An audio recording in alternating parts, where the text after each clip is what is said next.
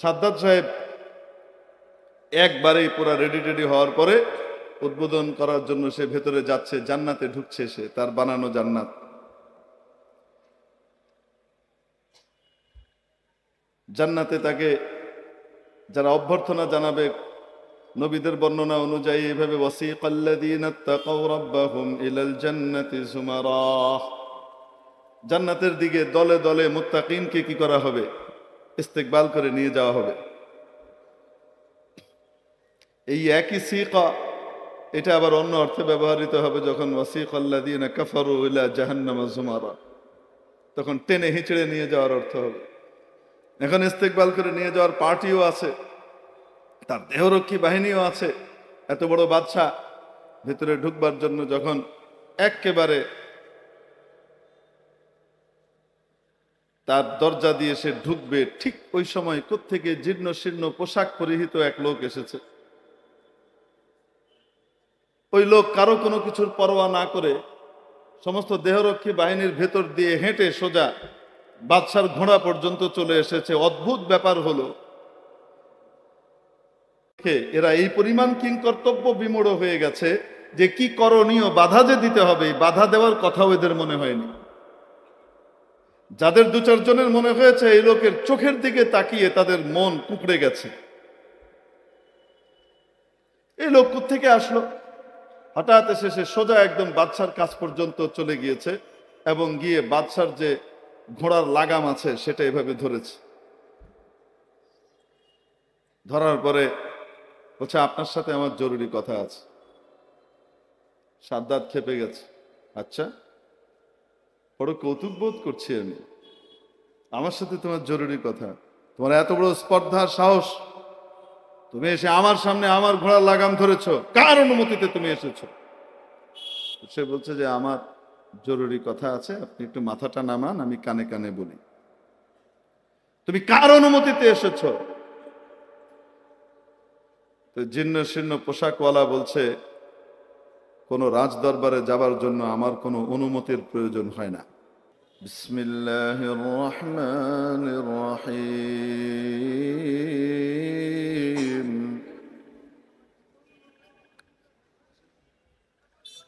إن عدة الشهور عند الله 12 شهرا في كتاب الله يوم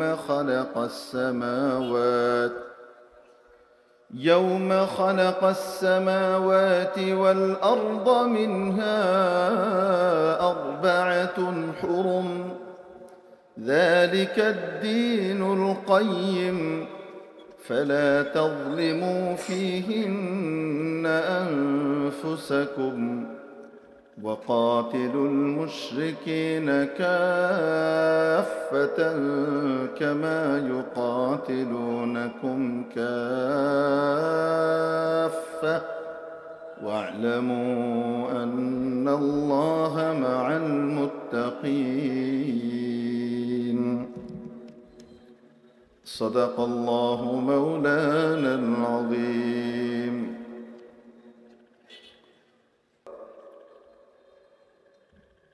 উপস্থিত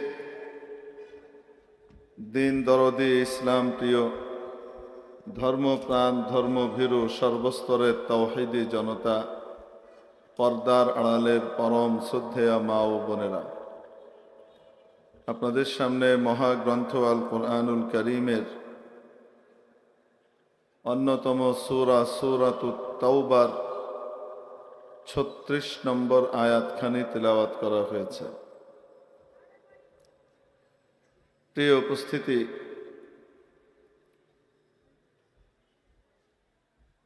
আয়াতের মর্ম বোঝাবার জন্য পরে আসছি। তার আগে আমরা আমাদের সমাজের মধ্যে দেখি যে মানুষ আয় রোজগারের জন্য, উপার্জনের জন্য নিজের বাড়িঘর ছেড়ে দূর দরাজে পাড়ি জমায়। অনেকে দেশের বাইরে চলে যায়, অন্য দেশে যায়, ইংল্যান্ডে যায়, আমেরিকায় যায়। মনে করেন একজন ব্যক্তি আমেরিকায় গেলেন আমেরিকায় যাওয়ার পরে তাকে যাওয়ার আগে ভিসা দেয়া হয়েছে 10 বছরের, এবং জানিয়ে দেয়া হয়েছে এটাই শুরু, এটাই শেষ, এরপরে আর ভিসা বাড়বে না। 10 বছরই থাকতে পারবা, তারপর তোমাকে দেশে চলে আসতে হবে। তো এই ব্যক্তি বিদেশে যাওয়ার পরে আমেরিকায় গিয়ে একটা হিসাব কিতাব করে, এখানে জমি জমা বিক্রি করে, ধার কর্জ করে, অনেক খরচ টরচ করে, 25-30 লাখ টাকা খরচ করে ভিসা টিজার ব্যবস্থা করেছে, এটা ওটা করেছে। তারপরে আমেরিকা গিয়েছে। তো হিসাব করে এই টাকাগুলো আমার তুলতে হবে এই 10 বছরের মধ্যে। শুধু এই টাকাগুলো তুললেই হবে না, এটার সাথে আমাকে আরো দেশে ফিরে যাবার পরে যে কয়দিন থাকবো সেখানে চলাফেরা, থাকা, খাওয়া ইত্যাদির জন্য যা যা লাগে সেই পরিমাণ টাকা এখান থেকে উপার্জন করে নিয়ে যেতে হবে। আমার ওখানে যাবার আগেই, বাড়িতে ফিরে যাবার আগেই আমেরিকা থেকে টাকা টুকা পাঠাতে হবে, যেন সেগুলো পাঠানোর পর ওগুলো দিয়ে আমার জন্য বাড়িঘর তৈরি করা হয়, আলাদাভাবে আলিশান বালাখানা নির্মাণ করা হয়। আমি আমেরিকা ফেরত সাহেব যেন ওখানে গিয়ে ভালোভাবে থাকতে পারি, সুখে শান্তিতে জীবন কাটাতে পারি। শুধু এতটুকু টাকা হলেই চলবে না, আমার ছেলে মেয়ে, পরিবার পরিজন, তাদের সকলের জন্য সুখ শান্তির ইন্তজাম করতে যে পরিমাণ টাকা পয়সা লাগে সেগুলো আমাকে এখনই এখান থেকে উপার্জন করে নিয়ে যাওয়া লাগবে। এগুলা সে একটা হিসাব করেছে। মনে করেন তার হিসাব অনুযায়ী বছরে তাকে, মনে করেন তার $10 লাখ কি করতে হবে, ইনকাম করতে হবে। অনেকে বললে বেশি হয়ে যায়, তো আচ্ছা ঠিক আছে কমই ধরি, বছরে ধরেন তাকে $1 লাখ আয় করতে হবে, সে হিসাব করেছে। 10 বছরে কয় লাখ? 10 লাখ। আসলে এই দিয়ে তার পোষাবে না, থাকা খাওয়া কিছুই হবে না তেমন, এই জন্য ধরেন $50 লাখ আমরা ধরি। তো প্রতি বছর কত লাখ? $5 লাখ তাকে ইনকাম করতে হবে, এটা সে হিসাব টিসাব করে রেখেছে। এখন যাওয়ার পরে কাজটা মাত্র শুরু করেছে, তার ভিতরে যে দেখে করোনা সাহেব চলে এসছে। আসার পরে সব লকডাউন হয়ে গেছে, কাঁচের ঘরের ভিতরে ঢুকে যাও, বাইরে বেরোতে পারবে না, কারণ তোমাকে তো করোনা ধরে ফেলবে। আর গোটা পৃথিবীর ভিতরে অন্যান্য জায়গাতে করোনা যতটুকু হাজির হয়েছে আর পাকড়াও করেছে, আমেরিকাতে তার চেয়ে অনেক বেশি করে পাকড়াও করেছে, এজন্য লুকিয়ে পড়লো। এখন ওই বছর দেখা গেল ইনকাম জিরো। ওই বছর তার কি হয়নি? Income zero. হওয়ার কথা ছিল বলেন কয় লাখ? 5 লাখ তো হয়নি, $10,000 হয়নি। এখন কোনো মতে জীবনটা কাটিয়েছে ওখানে। এখন পরের বছর যখন হিসাব করবে সে, তখন এই $4,90,000 যেটা বাকি আছে সেটাকে পরবর্তী আরো 9 বছরের ভিতরে সে বন্টন করে দিবে না? যে আমার টার্গেট ছিল প্রতি বছর গড়ে 5 লাখ, এখন কিন্তু 5 লাখ হলে চলবে না, আমাকে আরো বেশি করে কি করতে হবে? ইনকাম করতে হবে বছরে। মেরে মোহতারাম দোস্ত, যে লোক এখান থেকে আমেরিকায় গেলেন, যাওয়ার পরে যখন তার বছরটা শেষ হয়, এক একটা বছর শেষ হয়, সে শেষ হওয়ার সাথে সাথে বিশাল একটা পার্টি দেয়, সারা দুনিয়ার মানুষকে দাওয়াত করে খাওয়ায়, খাইয়ে দাইয়ে বলে এই যে আমার আমেরিকায় আগমনের 1 বছর পুরা হলো। এরকম করে নাকি তার টেনশন বাড়ে, তার অস্থিরতার পেরেশানি বাড়ে, আমার যা ইনকাম করার কথা ছিল সেটাও তো এখনো ঠিক মতো হয়নি, সামনে আরো উপর্যুপরি চাপ বাড়লো। সে কাউন্ট ডাউন করতে থাকে। সে এটা চিন্তা করে না যে আমার বয়স বাড়লো, সে চিন্তা করে যে আমার 10 বছরের ভেতর থেকে 1 বছর কি হয়ে গেল, কমে গেল। তো তার আমেরিকার হায়াত কি বাড়লো না কমলো? বুঝে থাকলে বলে। আমেরিকাতে কয় বছরের জন্য গিয়েছিল? 10 বছর। তার ভিতরে 1 বছর পার হয়ে যাওয়ার পরে তার কি হায়াত, আমেরিকায় থাকার যে হায়াত, সেটা বাড়লো না কমলো? বলেন। কমলো, বাস্তবে কমলো। বাইরের মানুষ দেখবে যে সে 1 বছর থেকে আমেরিকায় থাকে, 2 বছর পার হলে আরেক বোকা বলবে 2 বছর থেকে আমেরিকায় থাকে, তার বয়স বেড়ে গেছে। কিন্তু আসলে কি বয়স বেড়েছে না কমেছে? إن عدة الشهور عند الله 12 شهرا في كتاب الله يوم خلق السماوات والأرض منها 4 حرم। নিশ্চয়ই রব্বুল আলামিন যেদিন আসমান আর জমিনকে তৈরি করেছিলেন সেদিনই নির্ধারিত করে দিয়েছিলেন বছর হবে কয় মাসের? কয় মাস? আল্লাহর কাছে আল্লাহ বছরের হিসাব করে ফেলেছেন। কয় মাসে বছর হবে? 12 মাসে বছর হবে। মিনহা, এই 12 মাসের ভিতরে আরবাআতুন হুরুম, 4টি মাস বিশেষভাবে সম্মানিত। কয়টি মাস? 4টি মাস বিশেষভাবে সম্মানিত। যেদিন আল্লাহ রাব্বুল আলামিন আসমান জমিন তৈরি করেছিলেন তখন থেকেই কি করে ফেলেছেন? নির্ধারণ করে দিয়েছেন এটা। তাহলে বছর কয় মাসে হয়? 13 মাসে না 14 মাসে? কয় মাসে হয়? এই যে 4টে মাস বিশেষভাবে পবিত্র এবং সম্মানিত, আল্লাহ রাব্বুল আলামিন বললেন সেই 4টি মাস কোনটা বলবো? জিলকদ, আমরা বাংলায় বলি জিলকদ, জিলহজ, মুহররম, রজব, যুলকাদা, যুলহিজ্জা, মুহররম, রজব, মুদার। কয়টা মাস? 4টা মাস বিশেষভাবে সম্মানিত আল্লাহ করে দিয়েছেন এটা। মেরে মুহতারাম দোস্ত, বলছিলাম আমাদের যখন দুনিয়াতে আমরা আসি আমরাও কিছু দিনের জন্য ভিসা নিয়ে এসেছি। আমাদের প্রত্যেককেই নির্ধারিত মেয়াদের ভিসা দেয়া হয়েছে। যার যখন ভিসার মেয়াদ শেষ হবে তাকে এখান থেকে ওই জগতে পাড়ি জমাতে হবে। এই ভিসা স্ট্যাম্পিং করে দেওয়া হয় কখন? নবী পাক সাল্লাল্লাহু তাআলা আলাইহি ওয়াসাল্লাম হাদিস শরীফে ইরশাদ করেন, মানুষ যখন তার মায়ের পেটে উদর জগতে 4 মাস পার করে,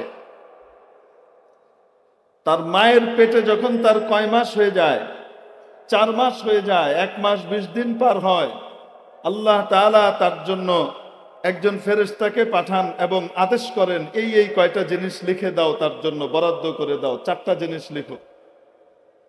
তার ভিতরে একটা হলো তার হায়াত কতদিন এখানে থাকবে, দুনিয়াতে তার মেয়াদ কতদিন হবে, কবে এখান থেকে যাবে।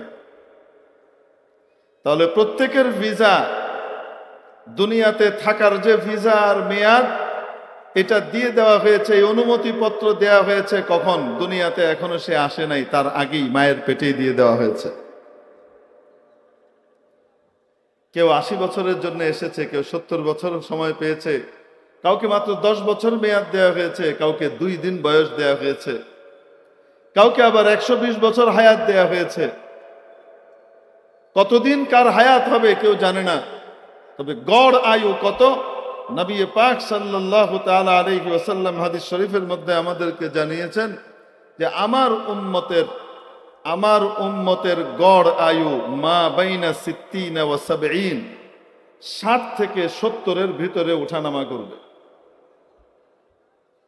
আমার উম্মতের গড় আয়ু, কেউ হয়তো 120 বছর বাঁচবে, আরেকজন 2 দিন বেঁচেছে, তো গড়ে গিয়ে কি হয়ে যাবে? ওরকমই কাছাকাছি একটা বয়সের ভিতরে চলে আসবে। মেরে মুহতারাম দোস্ত, কার কতদিন আয়ু নিয়ে আমরা এসেছি, কে কতদিন আয়ু নিয়ে এসেছি, আর কে কতদিনের ভিসা নিয়ে দুনিয়াতে এসেছি আমরা কেউ জানি? আসতে বলেন, এসেছি কেন? এবার একটু চলেন আমরা ওই আমেরিকায় আবার চলে যাই। একজন মানুষ আমেরিকায় গেল 10 বছরের ভিসা নিয়ে, সেখান থেকে সে হিসাব করেছে তার 10 বছর পরে বাংলাদেশে ফিরে এসে সারা জীবনের যত প্রয়োজন আছে সেই প্রয়োজন তাকে ওখান থেকে ইনকাম করে নিয়ে আসা লাগবে। ওখান থেকে বাংলাদেশে তার অ্যাকাউন্ট আছে ব্যাংকে, সেই ব্যাংক অ্যাকাউন্টে সে কি পাঠায়? টাকা পাঠায়। যত বেশি সমৃদ্ধ হবে তার অ্যাকাউন্ট, তত বেশি সে সুখ স্বাচ্ছন্দ্যের জীবন কাটাবে, এটা সে জানে। ওখানে যাওয়ার পরে সে চোখ ধাঁধানো শপিং মল, চাকচিক্যময় রাস্তা, নাইট ক্লাব আর বার, দামি দামি গাড়ি, আলিশান বাড়ি, দামি দামি 5 স্টার বা 7 স্টার হোটেল, এই সব কিছু তার চোখের সামনে থাকে, কিন্তু সেগুলা দিয়ে সে বিভ্রান্ত হয় না। সে তার টার্গেট ঠিক করে রাখে, এখানে আমি মৌজ মস্তি আরামায়েশ করবার জন্য আসি নাই, আমি এখানে এসেছি কাজ করবার জন্য। যত বেশি ইনকাম করব তত বেশি আমি আমার বাড়িতে সুখে শান্তিতে থাকব। তো এত কিছু থাকে, কত পার্টি চলছে, এটা হচ্ছে সেটা হচ্ছে, সে সেদিকে তাকাই না। তার একটাই টার্গেট, আমাকে ডলার ইনকাম করতে হবে, আমাকে ইনকাম করতে হবে, আর আমার দেশে আমাকে পাঠাতে হবে। আমি যত বেশি পাঠাবো তত বেশি জমি আমার নামে ওখানে কিনা হবে, তত বড় বড় দালান আমার নামে করা হবে। ওখানে একদম শহরের কেন্দ্রস্থলে আমার জন্য বিরাট একটা মার্কেট আমার টাকা দিয়ে করা হবে। যত টাকা পাঠাবো সেগুলা দিয়ে ওখানে জমা হবে, আমি দেশে গিয়ে আরামায়েশে ট্যাংয়ের উপরে ট্যাং তুলে খাবো। দুই ব্যক্তি গেল। এক ব্যক্তি ওখানে যাওয়ার পরে সে হিসাব কিতাব করে দেখলো যে আমাকে খাটাখাটনি করে এই পরিমাণ ডলার ইনকাম করতে হবে, এটার জন্য সে অস্থির হয়ে গেল। এবং অস্থির হওয়ার পরে এই দামি দামি সুন্দর সুন্দর এই সেই জিনিসপত্র, এগুলা তাকে আকর্ষণ করে না, তাকে আকর্ষণ করে কোথায় কাজ আছে আর সেই কাজ করে আমি টাকা ইনকাম করব। সে কাজ করতে গিয়ে তার যে ডিগ্রি, তার যে স্ট্যাটাস, সেই স্ট্যাটাস অনুযায়ী যদি কাজ পায় তাও করে, ওই স্ট্যাটাস অনুযায়ী যদি কাজ না পায়, নিম্ন স্তরের কাজ পায়, সেটাও করে। ইঞ্জিনিয়ার সাহেব এখান থেকে বড় ডিগ্রি নিয়ে গিয়েছেন, গিয়ে চাকরি যাওয়ার সাথে সাথে পান নাই। এখন কি করবেন? পেট্রোল পাম্পে কর্মচারী হয়ে গাড়ির ভিতরে কি করছেন? পেট্রোল ভরছেন। এরকম ঘটনা বিদেশে ঘটে কি ঘটে না? কেউ এটাকে খারাপও মনে করে না। হোটেলের বেয়ারার কাজ করেন, MBA করা মানুষ, MBBS ডাক্তার, তারপরে আপনার BSc ইঞ্জিনিয়ার, MS করা ইঞ্জিনিয়ার, গিয়ে ওখানে হোটেলের বেয়ারার কাজ করে, 5 মাস খাটে। জি স্যার, কি কি লাগবে? এই নিয়ে আসো। আচ্ছা ঠিক আছে, ওই প্লেট এনে দিচ্ছে, খাবার এনে দিচ্ছে। তারপরে আবার এখান থেকে গিয়ে ডিশ ওয়াশিং, ডিশ ক্লিনিং এরও কাজ করা লাগে অনেক সময়। এই সমস্ত এঁটো প্লেট বাসনগুলো কি করে? ধুচ্ছেন। কে ধুচ্ছেন? বাংলাদেশ থেকে যাওয়া, ইন্ডিয়া থেকে যাওয়া, পাকিস্তান থেকে যাওয়া বড় ইঞ্জিনিয়ার সাহেব এই ক্লিনিং এর কাজ করছেন, বাবুর্চির কাজ করছেন। ডিসি সাহেব হয়েছেন ওখানে ডিশ ক্লিনার। তারপরেও কাজ বাদ দেয় না, চিন্তা করে আমাকে কাজ করতেই হবে, না হলে আমি ঠকে যাব। আমার মেয়াদ মাত্র কয়দিন? 10 বছর। তার জানা আছে আমার মেয়াদ কয়দিন? 10 বছর মেয়াদ। ব্যাস, এই মেয়াদ শেষ হবে, আমাকে চলে যাওয়া লাগবে। মেরে মুহতারাম দোস্ত, এক এক বছর যখন শেষ হয় সে আনন্দ উল্লাস করে না, বরং সে কাউন্ট ডাউন করে আর হিসাব করে যে আমার 10 বছরের 1 বছর শেষ হয়ে গেছে, বাকি আছে মাত্র কত? 9। আরেক বছর শেষ হয়, তার উদ্বেগ উৎকণ্ঠা আরো বাড়ে। আমার যা কামানোর ছিল সেই ইনকাম তো আমি এখনো করতে পারিনি, আমার তো সময় শেষ হয়ে আসছে, আমার তো বাকি আছে মাত্র কয়দিন? 8 বছর। এমনি ভাবে এক এক বছর পার হয়। সেই বছর পার হওয়ার সাথে সাথে তার আনন্দ উল্লাস বাড়ে না, বরং তার পেরেশানি এবং অস্থিরতা, উদ্বেগ উৎকণ্ঠা বাড়ে যে আমার ইনকামের সময় আর মেয়াদ কি হয়ে আসছে? ফুরিয়ে আসছে। এটা সে চিন্তা করে।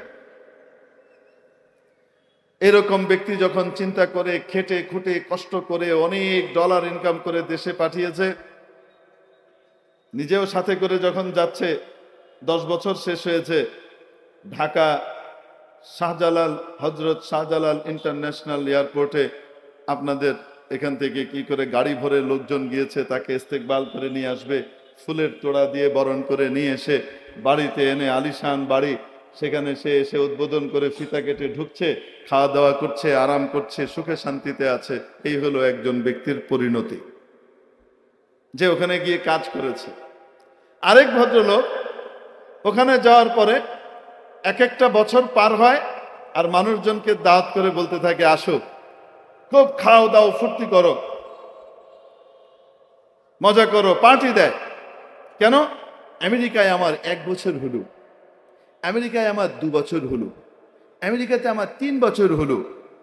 সে খুব খুশি। আসলে বয়স বাড়ছে না, বয়স কমছে? বলেন না কেন? বয়স আসলে আমেরিকার বয়স কি বাড়ছে না কমছে? কমছে দিন দিন, কিন্তু সে বাহ্যিক রূপটা দেখে, ভেতরেরটা দেখে না।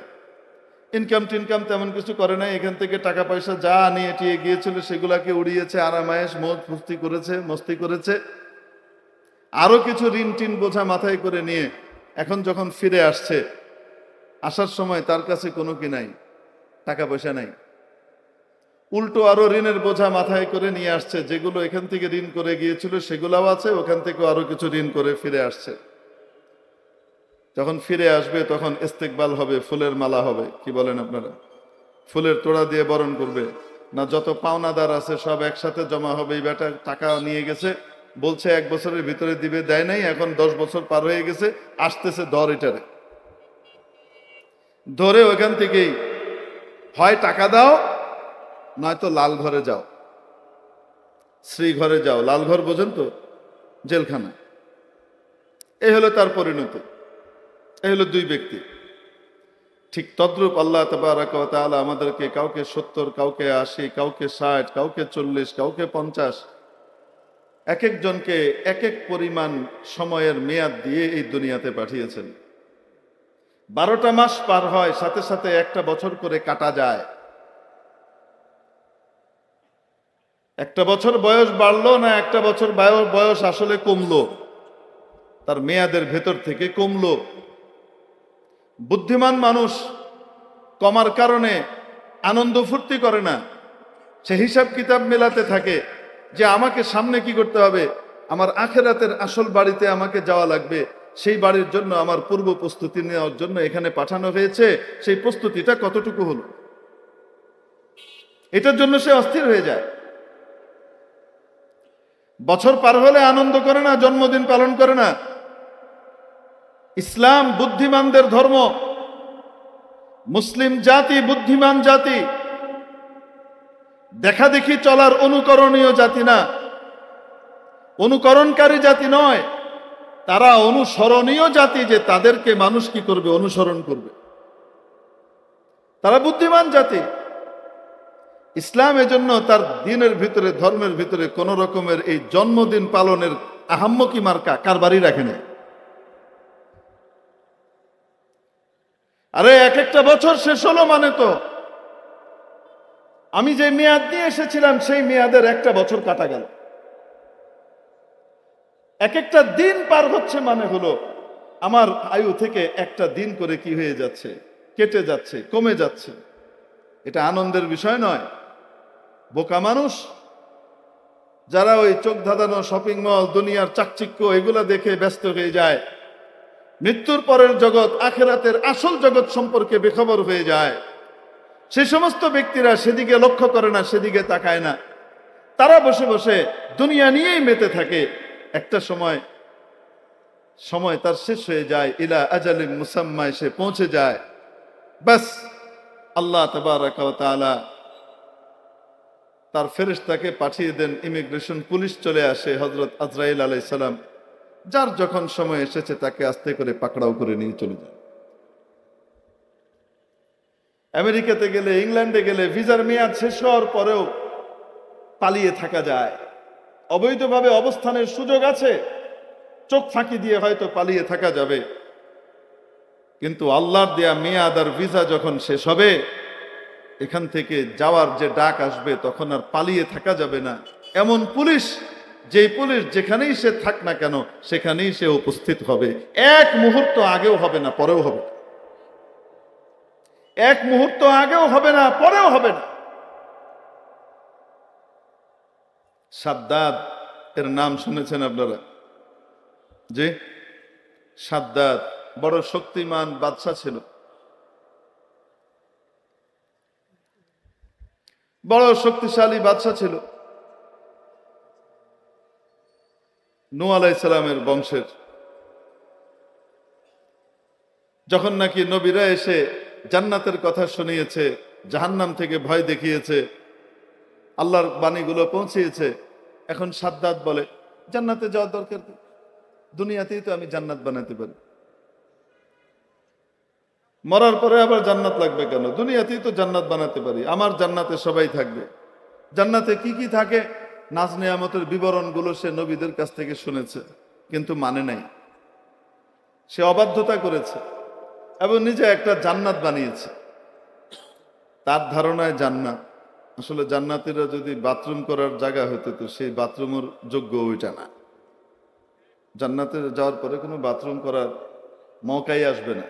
এমন দামি দামি খাবার সে খাবে, এমন হাই কোয়ালিটির খাবার খাবে যে সেই খাবার পেটে যাওয়ার পরে কোনো দুর্গন্ধ, ফুটফাট, ওই এগুলা তৈরি হবে না। মানে দুনিয়ার খাবার কেমন, যত দামি খাবার, যত মজার খাবার, দুর্গন্ধ মাশাআল্লাহ তত বেশি। বলেন না কেন? সাধারণ পান্তা ভাত আর মরিচ দিয়ে খেয়েছে, গন্ধ পাওয়া যায় না তেমন একটা। বিরিয়ানি খেয়েছে মাশাআল্লাহ, ভালো ভালো দামি দামি খাবার খেয়েছে, ওটার সেন্টও মাশাআল্লাহ এরকমই হয়। কি বলেন আপনার? দুনিয়ার কোয়ালিটি হলো এই। আর আখিরাত এক এক বেলায় 1,60,000 ডিশ খাবে জান্নাতে। কতটুকু? 1,60,000 ডিশ খাবে এক একজন এক এক বেলায়। খাওয়া দাওয়ার পরে পরবর্তী বেলা আসার আগে আগেই পেটের ভেতরে একটু কেমন যেন হবে, তারপর একটা ঢেকুর আসবে, ঢেকুরটার যে সুঘ্রাণ সেটা হবে মিশকে আম্বরের চেয়েও বেশি, মৃগ নাভির চেয়েও বেশি সুগন্ধিযুক্ত হবে। ব্যাস, যা খেয়েছিল ওটা হজম হয়ে মুখ দিয়ে বেরিয়ে গেছে, পেটে আর কোনো দুর্গন্ধ জাতীয় জিনিসপত্র নাই। এই হলো জান্নাত। এখন বলেন তো দেখি, এরকম জান্নাত সাদ্দাদের পক্ষে দুনিয়াতে তৈরি করা সম্ভব? কিন্তু সে একটা মনে করলো আর কি যে আমি করছি, আমি জান্নাত বানাচ্ছি। তো যাই হোক, সে বিশাল জান্নাত বানিয়েছে, সোনা দিয়ে বাড়ি বানিয়েছে, রূপা দিয়ে বাড়ি বানিয়েছে, সোনা রূপার মিশ্রিত বাড়ি, তারপরে জবরজাদ ইয়াকুত এগুলা দিয়ে, দামি দামি পাথর দিয়ে সুন্দর সুন্দর বাড়ি বালাখানা বানিয়েছে, এবং নির্ঝরণী সমূহ তৈরি করেছে, লেক তৈরি করেছে, নদী নালা তৈরি করেছে, বিশাল মানে আলিশান কারবার করেছে। প্রধান ফটক রেডি হয়েছে। এখন সে ভেতরে ঢুকবে যেদিন তার উদ্বোধনী দিবস। সে এখন উদ্বোধন করার জন্য কোথায় যাবে? জান্নাতে যাবে। আমাদের দেশে তো মাশাআল্লাহ একটু বড় জিনিস উদ্বোধন একবারে হয় না, উদ্বোধন কয়েকবারে করা লাগে। পদ্মা সেতুর উদ্বোধন রেডিই হয়নি, অর্ধেক কোনো মতে যায়, আর অর্ধেক দিয়ে গাড়ি যেতে পারে না, নাট বল্টু তখন ওর মানে টাইটও দেওয়া হয়নি, ঢিলে ঢালা, মোটরসাইকেলওয়ালা গিয়ে হাত দিয়ে খুলেও ফেলে। এই অবস্থায়ও একটা উদ্বোধন হয়ে গেল। বলেন না কেন? নাকি হয় নাই? যাই হোক, মাশাআল্লাহ আলহামদুলিল্লাহ, উদ্বোধন হয়ে যাওয়ার কারণে তো আমরা একটা সাইড দিয়ে হলেও তো যাইতে আসতে পারছি, শুক্রিয়া। যদিও প্রথম কয়েকদিন পারি নাই, শুধু উদ্বোধনের চেহারাই দেখছি। এখন মোটামুটি মনে হয় সবকিছু ঠিকঠাক হয়ে গেছে আলহামদুলিল্লাহ। আবার আরেকবার উদ্বোধন হলো, হইতে পারে 1 বছর পুরা হওয়ার পরে আরেকবার উদ্বোধন হবে, কওয়া যায় না। তো সাদ্দাত মিয়া আবার এটা করে না। সাদ্দাত সাহেব একবারেই পুরা রেডি হওয়ার পরে উদ্বোধন করার জন্য সে ভেতরে যাচ্ছে, জান্নাতে ঢুকছে, সে তার বানানো জান্নাত। জান্নাতে তাকে যারা অভ্যর্থনা জানাবে, নবীদের বর্ণনা অনুযায়ী এভাবে, ওয়াসিকাল্লাযীনা তাকাউ রাব্বাহুম ইলাল জান্নাতি যুমারা, জান্নাতের দিকে দলে দলে মুত্তাকিনকে কি করা হবে? ইস্তেকবাল করে নিয়ে যাওয়া হবে। এই একই সিকা, এটা আবার অন্য অর্থে ব্যবহৃত হবে যখন ওয়াসিকাল্লাযীনা কাফারু ইলা জাহান্নামা যুমারা, তখন টেনে হিঁচড়ে নিয়ে যাওয়ার অর্থ হবে। এখন ইস্তেকবাল করে নিয়ে যাওয়ার পার্টিও আছে, তার দেহরক্ষী বাহিনীও আছে। এত বড় বাদশা ভেতরে ঢুকবার জন্য যখন একেবারে তার দরজা দিয়ে সে ঢুকবে, ঠিক ওই সময় কোত্থেকে জীর্ণ শীর্ণ পোশাক পরিহিত এক লোক এসেছে। ওই লোক কারো কোনো কিছুর পরোয়া না করে সমস্ত দেহরক্ষী বাহিনীর ভেতর দিয়ে হেঁটে সোজা বাদশার ঘোড়া পর্যন্ত চলে এসেছে। অদ্ভুত ব্যাপার হলো, এরা এই পরিমাণ কিংকর্তব্য বিমূঢ় হয়ে গেছে যে কি করণীয়, বাধা যে দিতে হবে, বাধা দেওয়ার কথাও এদের মনে হয়নি। যাদের দু চারজনের মনে হয়েছে, এই লোকের চোখের দিকে তাকিয়ে তাদের মন কুঁকড়ে গেছে। এই লোক কোত্থেকে আসলো? হঠাৎ এসে সে সোজা একদম বাদশার কাছ পর্যন্ত চলে গিয়েছে এবং গিয়ে বাদশার যে ঘোড়ার লাগাম আছে সেটা এভাবে ধরেছে। ধরার পরে বলছে, আপনার সাথে আমার জরুরি কথা আছে। সাদ্দাত খেপে গেছে। আচ্ছা, বড় কৌতুক বোধ করছি আমি, আমার সাথে তোমার জরুরি কথা? তোমার এত বড় স্পর্ধার সাহস, তুমি এসে আমার সামনে আমার ঘোড়ার লাগাম ধরেছো, কার অনুমতিতে তুমি এসেছো? সে বলছে যে আমার জরুরি কথা আছে, আপনি একটু মাথাটা নামান, আমি কানে কানে বলি। তুমি কার অনুমতিতে এসেছো? তো জীর্ণ শীর্ণ পোশাকওয়ালা বলছে, কোনো রাজ দরবারে যাবার জন্য আমার কোনো অনুমতির প্রয়োজন হয় না, আমি সেই লোক। বাদশার ভেতরে এক ধরনের ভয় ধরে গেল যে এত দুঃসাহসী মানুষ, যে হাতে কোনো অস্ত্র নাই, কিচ্ছু নাই, খালি হাতে আমার অস্ত্র শস্ত্র সশস্ত্র বাহিনীর সামনে দিয়ে এসে এইভাবে ধরে ফেললো, নিশ্চয়ই তার ভেতরে কোনো কিছু একটা আছে। আচ্ছা ঠিক আছে, বলো। স্বর নরম করে কানের কাছে নিয়ে গেছে, মুখের কাছে কানটা নিয়েছে। নিয়ে যাওয়ার পরে ওই জীর্ণ শীর্ণ পোশাক পরিহিত লোকটা বলছে, আমি মালাকুল মউত, আমি মৃত্যুর ফেরেশতা। শোনার সাথে সাথে সাদ্দাত কাঁপা শুরু করেছে বেতস পাতার মতো, কাঁপছে আর বলছে, আমাকে একটু সময় দাও, আমার কিছু হিসাব কিতাব আছে, আমি চুকিয়ে দিই। বহুত কষ্ট করে এই জান্নাতটা বানিয়েছি, একটা নজর শুধু দেখতে দাও, তারপরে তুমি আমার জান কবজ করো। কিছু সময় নেই, যে সময় নিয়ে এসেছিলেন সেই সময় শেষ হয়ে গেছে, আপনার যাওয়ার সময় হয়েছে, এখন চলো, যেতে হবে। এইভাবেই তার জান কবজ করা হলো। তার শরীরের অর্ধেক তার জান্নাতের ভিতরে পড়লো আর অর্ধেক তার জান্নাতের বাইরে পড়ল। ঘোড়ার উপর থেকে ধড়াস করে সে পড়ে গেল। মালাকুল মউত আজরাইল আলাইহিস সালাম চলে গেল। এমন এক ইমিগ্রেশন পুলিশ আল্লাহ রাব্বুল আলামিন নিয়োগ করে রেখেছেন যে এখানকার ভিসা শেষ হলে এক মুহূর্ত আগ পর করার সুযোগ নাই, যখন যার সময় হয়েছে ঠিক ওই সময় তার কাছ থেকে নিয়ে যাবে। যেখানে যার সময় হবে যাওয়ার মতো, ঠিক ওই জায়গাতে নির্ধারিত সময় এসে উপস্থিত থাকবে। তার মৃত্যুর মাটি তাকে ওইভাবে তাকে আকৃষ্ট করে এবং টানে। হযরত শেখ সাদি রহমতুল্লাহ আলাইহি বড় অদ্ভুত ঘটনা এক শের বলেছেন, দো চিজ আদমিরা কশদ জোরে জোর, দো চিজ আদমিরা কশদ জোরে জোর, ইয়ে আবদানা দিগর খাকে গোর। দুটি বস্তু মানুষকে অত্যন্ত তীব্র গতিতে আকর্ষণ করতে থাকে নিজের দিকে। একটা হলো তার রিজিক, তার দানা পানি, আরেকটা হলো তার কবরের মাটি। তাকে আকর্ষণ করে, যথাসময়ে তাকে ওই জায়গায় পৌঁছাতে হবে। একবার আমি এখানে মাহফিলে এসেছিলাম, অনেক আগের কথা। আপনাদের কাছে এই যে সৈয়দপুর একটা জায়গা আছে, এয়ারপোর্ট আছে, ওখানে মাহফিল শেষ করার পরে মাদ্রাসায় এক ছেলে আমার সাথে দেখা করতে এসেছে। অ্যাবনর্মাল ছেলে, মানে বয়স খুব বেশি না, 20-25 হবে, যুবক, দেখা করতে এসছে। তো আমাকে পরিচয় করানো হলো, তার মা 3 দিন আগে ইন্তেকাল করেছেন। 2.5-3 দিন আগে ইন্তেকাল করেছেন। দুর্ঘটনার শিকার হয়ে এই জন্য সে একেবারে মুষড়ে আছে, একটু দোয়া করে দেন। ঘটনা কি, তার মা অসুস্থ, ছেলে এসেছে মাকে হসপিটালে নিয়ে যাবে। মা বলছে আমার অত বড় অসুস্থতা নাই, অত রোগ নাই যে আমাকে হসপিটালে যাওয়া লাগবে, ডাক্তারের কাছে বলে ওষুধ নিয়ে আয়, আমি খেয়ে নিব যা। ছেলে বলছে না মা, তোমাকে যাওয়াই লাগবে, চলো যাই। তো মাকে মোটর সাইকেলের পিছনে বসিয়েছে, নিজের মোটর সাইকেলের পিছনে বসিয়ে রওনা হয়েছে। রওনা হয়ে একটা ট্রেন লাইন পার হচ্ছে।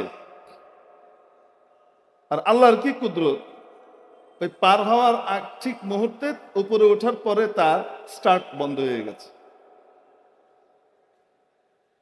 এদিকে ট্রেন আসছে, এখন ট্রেনে যে এটাকে সরাবে, এই সরাতে সরাতে মানে বুঝতে বুঝতে দেরি হয়ে গেছে, ট্রেন এসে মেরে দিয়েছে। সে ছিটকে সাইডে পড়েছে, তার কিছু হয়নি, কিন্তু তার চোখের সামনে তার মা কাটা পড়েছে ট্রেন। এটা দেখার পরে তার ভিতরে এক ধরনের অপ্রকৃতস্থতা দেখা দিল। সে নিজেকে আর ঠিক রাখতে পারছে না, নর্মাল হতে পারছে না, রাতে ঘুমাতে পারে না। মা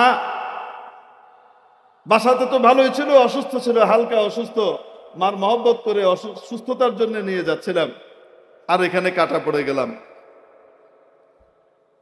আমার মা কাটা পড়ে গেল আমার চোখের সামনে, যেন আমি আমার মাকে মারলাম। বিষয়টা এরকম না? তো তার কাছে কি হচ্ছে, খুব পেরেশানি আর কষ্ট যাচ্ছে। তাকে বসিয়ে রেখে শোনার পরে তাকে বসিয়ে আমি তাকে একটা ঘটনা শুনিয়েছি। আত-তিবরুল মাসবুক নামে একটা কিতাব আছে ইমাম গাজালি রহমতুল্লাহ আলাইহ, ওই কিতাবের ভিতরে একটা ঘটনা লেখা আছে। আমি ঘটনাটা তাকে শোনালাম। আমি বললাম বসো বাবা, তুমি একটু বসো, তোমাকে একটা ঘটনা শোনাই। বেশ আগের কথা, এক আল্লাহওয়ালার দরবারে এক লোক বসা, অনেক লোকই বসা। হঠাৎ কোত্থেকে একজন আগন্তুক আসলেন, নতুন এক লোক বাইরে থেকে এসছে, এসে ওই মজলিসের মধ্যে বসেছেন। মজলিসের মধ্যে বসে ওই নির্ধারিত ওই লোকটার দিকে, একটা লোকের দিকে খুব তীব্র দৃষ্টি হেনে তাকিয়েছিলেন, কিছুক্ষণ কড়া দৃষ্টিতে তাকিয়েছিলেন। তাকিয়ে কিছুক্ষণ পরে উঠে চলে গেছে। আগন্তুক এসেছিল, মজলিসে উপস্থিত এক ব্যক্তির দিকে তীব্র দৃষ্টি হেনে তাকিয়ে আবার উঠে চলে গেছে। এখন ওই লোক চলে যাওয়ার পরে যার দিকে তাকিয়েছিল সেই লোক উঠে বুজুর্গের কাছে এসছে, এসে বলছে হযরত, আমার খুব ভয় লাগছে। কেন, কি ভয়? হুজুর, একটু আগে একটা লোক এসেছিল আপনার মজলিসে, এসে কিছুক্ষণ পরে আবার চলে গেল, আপনি দেখেছেন? হ্যাঁ দেখেছি। হুজুর, ওই লোকটা আমার দিকে খুব তীব্র দৃষ্টি হেনে তাকিয়েছিল, আপনি দেখেছেন? হ্যাঁ দেখেছি। হুজুর, আমার খুব ভয় লাগছে। কি ভয়? আমার মনে হচ্ছে উনি মালাকুল মউত আজরাইল আলাইহিস সালাম মানুষের বেশে এসেছিলেন, আমার কাছে মনে হচ্ছে। আমার খুব ভয় লাগছে। তো কি করা? আপনি আমাকে অমুক দ্বীপে পাঠিয়ে দেন। কোথায় পাঠিয়ে দেন? অমুক দ্বীপে পাঠিয়ে দেন। একটা দ্বীপের কথা বলল, অমুক দ্বীপে আপনি পাঠিয়ে দেন, যেন উনি আমাকে ওখানে খুঁজে না পান। উনি তো আবার আসবে, যদি আমার মত লেখা থাকে তো এখানে এসে তো আমাকে খুঁজবে, অতএব যেন খুঁজে না পান, তো আমাকে ওই জায়গাতে পাঠিয়ে দেন, আমি মৃত্যু থেকে বাঁচতে চাচ্ছি। বুজুর্গ বলেন, মৃত্যু থেকে কি বাঁচা কারো পক্ষে সম্ভব? যখন তোমার লেখা হবে তখন তো এমনিই হবে, খামাখা ভয় পাচ্ছ কেন? না, আপনি আল্লাহর কাছে দোয়া করে আমাকে পাঠিয়ে দেন। যেই দ্বীপের কথা বলছে সেই দ্বীপে সাধারণ নৌকা দিয়ে যেতে মাসখানিকের মতো লাগে, আর দ্রুতগামী নৌকা দিয়ে গেলে 8 দিন সময় লাগে। কয়দিন? 8 দিন। এত দূরে, সাগরের মাঝখানে এক দ্বীপ। এখন বুজুর্গ আল্লাহর কাছে দোয়া করলেন, ইয়া আল্লাহ, আপনার এই বান্দা ভয় পাচ্ছে, আপনি দয়া করে তাকে ওখানে পৌঁছার ব্যবস্থা করে দেন। তার আগে বুজুর্গ বলছে যে আমি তোমাকে ওখানে পৌঁছাবো কেমনে, আমার কি পৌঁছানোর ক্ষমতা আছে নাকি? বলছে না, আপনি বাতাসকে আদেশ করেন, বাতাস নিয়ে যাবে। উনি বললেন বাতাস কি আমার কথায় চলে? তো ওই লোক নাছোড় বান্দা, সে বলে যে না, বাতাস আপনার কথায় চলে না, কিন্তু বাতাস যার কথায় চলে সেই আল্লাহর সাথে আপনার সম্পর্ক আছে, আপনি আল্লাহর কাছে বলেন, আল্লাহ কবুল করবেন। তো বুজুর্গ দেখলেন এত নাছোড় বান্দা ছাড়বে না, উনি দোয়া করলেন আল্লাহর কাছে। বাস দোয়া করে শেষ করতে দেরি, কোত্থেকে এক ঘূর্ণি বায়ু আসলো, ওই লোকটাকে এখান থেকে উঠিয়ে নিয়ে চলে গেল, নাই হয়ে গেল। বেশ কিছুক্ষণ পরে ওই যে আগন্তুক, যে এসে এরকম তীব্র দৃষ্টি হেনেছিল, সেই আগন্তুক আবার এই মজলিসে এসেছে। মজলিসে আসার পরে এই বুজুর্গ তাকে ডেকেছেন, এই তুমি এদিকে এসো। জি, তুমি এই মজলিসে এসেছো, খুব ভালো কথা। মজলিসের একটা আদব আছে, সেই আদবটা তো রক্ষা করতে হয়। তুমি এসে একটা লোকের দিকে এমন ভাবে তাকিয়েছিলা, বেচারা ঘাবড়ে গেছে, ভয় পেয়ে গেছে। খামাখা তুমি কেন তাকিয়েছো? তোমার পরিচয় কি? কোত্থেকে এসছো? তো লোক বলছে যে হুজুর, অনুমতি হলে আমি আপনাকে বলি, সবার সামনে বলা যাবে না, একটু কানে কানে বলি। আচ্ছা ঠিক আছে। তো হুজুর কান এগিয়ে দিয়েছেন, বলছে যে হুজুর আমি মালাকুল মউত, আমি মৃত্যুর ফেরেশতা। আমার খাতার ভিতরে এই লোকের মৃত্যু লেখা ছিল আর অল্প কিছু সময় পরে। কোন জায়গায়? অমুক দ্বীপে। আমি খুঁজে দেখছি যে তার মৃত্যু যেখানে লেখা সেখানে সে নাই। খুঁজে তাকে বের করেছি আমি এখানে, সে এখানে বসে আছে। তা আমি তাকে ভালো করে তার দিকে তাকিয়েছিলাম এই কারণে, আমার তো কখনো ভুল হয় নাই। আল্লাহর আদেশ পালন করার ক্ষেত্রে আমার কখনো ভুল হয় নাই। একজনের বদলে আমি আরেকজনকে কখনো নিয়ে গেছি, এরকম হয় নাই, ভুল হয় নাই। আজকে কি আমার কোনো ভুল হচ্ছে? এই লোক এই অল্প সময়ের ভিতরে, মনে করেন 5-7 মিনিট, এই 5-7 মিনিটের ভিতরে, 10 মিনিটের ভিতরে সে 1 মাসের দূরত্ব পাড়ি দিয়ে বা 8 দিনের দূরত্ব পাড়ি দিয়ে ওখানে গিয়ে পৌঁছাবে কিভাবে? ওখানে যেতে তো মিনিমাম তার 7-8 দিন সময় লাগবে মিনিমাম, অথচ তার মৌত ওখানে লেখা। এই লোকই কি সেই লোক? এইটা দেখার জন্য আমি তার দিকে খুব গভীরভাবে তাকিয়েছি। তাকানোর পরে দেখলাম যে না, আমার ভুল হয় নাই, এই লোক সেই লোকই যার কথা আমার খাতায় লেখা আছে। অতএব আমি নিশ্চিন্ত হলাম, সে কিভাবে ওইখানে যাবে এটা আমার দায়িত্ব না। আমার দায়িত্ব হলো যথাসময়ে ওই জায়গায় পৌঁছে যাওয়া। এজন্য আমি ওইখানে পৌঁছে গেলাম। হুজুর আমি ওইখানে পৌঁছে দেখি বড় আশ্চর্য ব্যাপার, সেই লোক আমার আগে ওইখানে পৌঁছে গেছে।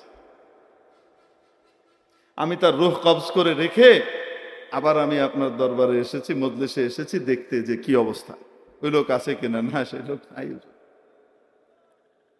তো কিভাবে গেল এটা আমার কৌতূহল ছিল, আপনার কাছে আসলাম। তো বললো যে এই ঘটনা। এখন বলেন দেখি, যেখানে যার মৌত লেখা আছে, যেই জায়গাতে তার বর্ডার দেওয়া আছে, ভিসা শেষ, এই বর্ডার দিয়ে তাকে দুনিয়া থেকে বেরোইতে হবে, সেই বর্ডারের যথাসময়ে তাকে থাকতেই হবে, ঠিক কি ঠিক না? তা আমি বাবুকে বললাম, বাজান তুমি এত বেশি কষ্ট পেও না, অবশ্যই তোমার মা দুনিয়া থেকে চলে গেছেন, এজন্য তোমার অনেক কষ্ট হবে নিঃসন্দেহে। এই সান্ত্বনা দেওয়ার ভাষা আমার কাছে নাই, কিন্তু তুমি যে তোমার মাকে নিয়ে আসছিলা, মার খেদমত করবার জন্য, করার কারণে যে সওয়াব আল্লাহর পক্ষ থেকে আসার, সেটার পরিপূর্ণই তুমি পাবা।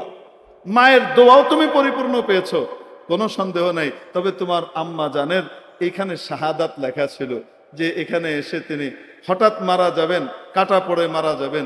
যেহেতু ইমানদার মানুষ, ইমানদার মানুষ যখন কোনো ধরনের দুর্ঘটনার শিকার হয়ে মারা যায়, আল্লাহ তাআলা তাকে শহীদের দরজা দান করেন। তো তোমার মাকে আল্লাহ তাআলা শহীদের দরজা দান করার জন্য যথাসময়ে এখানে নিয়ে এসেছেন। এটা তুমি মনে কষ্ট নিয়ে লাভ নাই, এটার জন্য অতিরিক্ত পেরেশান হয়েও না। দোয়া করো তোমার মা যেন জান্নাতে থাকেন।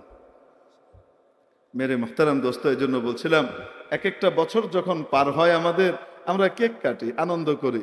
এটা বুদ্ধিমানের কাজ না বোকার কাজ? বোকার কাজ। কারণ বয়স বাড়ে নাই, বয়স বাড়ার সাথে সাথে একদিক থেকে বয়স বেড়েছে, আরেক দিক থেকে আসলে আমার ওমর, আমার হায়াত, আমার জীবন কমেছে। তো মেরে মুহতারাম দোস্ত, আপনারা দেখবেন যারা ওই যে জুন মাস আছে না, জুন মাস হলো অর্থনৈতিক বছর শেষ হওয়ার মাস। আর জুলাই মাস যেটা, এটা হলো অর্থনৈতিক বছর শুরু হওয়ার মাস। ট্যাক্স টুক্স করে না, যে ট্যাক্স দেয়, যে ট্যাক্স দেন, ইনকাম ট্যাক্স দেন। এই অর্থনৈতিক বছর শুরু হয় কবে থেকে? জুলাই থেকে। শেষ হয় কখন? জুন মাসে এসে। জুন মাসে আসার পরে দেখবেন ব্যবসায়ীদের বা যাদের টাকা পয়সা আছে আল্লাহ দিয়েছেন, তাদের হিসাব কিতাব সব ক্লোজ করতে থাকে, যে আমাকে কাজ করতে হবে। সেই হিসাব কিতাব কি করে? আস্তে আস্তে ক্লোজ করতে থাকে। কেন? 30 তারিখের ভিতরে আমার ট্যাক্সের ফাইল রেডি রাখতে হবে। বুদ্ধিমান মানুষ সে এখানে প্রস্তুতি নেয়। তো মে মাস, জুন মাস এদিক ওদিক বেড়ানো টেড়ানো এগুলাতে যেতে চায় না, কারণ তার অফিসের অনেক কাজ আছে, হিসাব কিতাব আছে, এগুলো সব কি করতে থাকে? অডিট টডিট করাইতে হবে, রেডি করতে থাকে।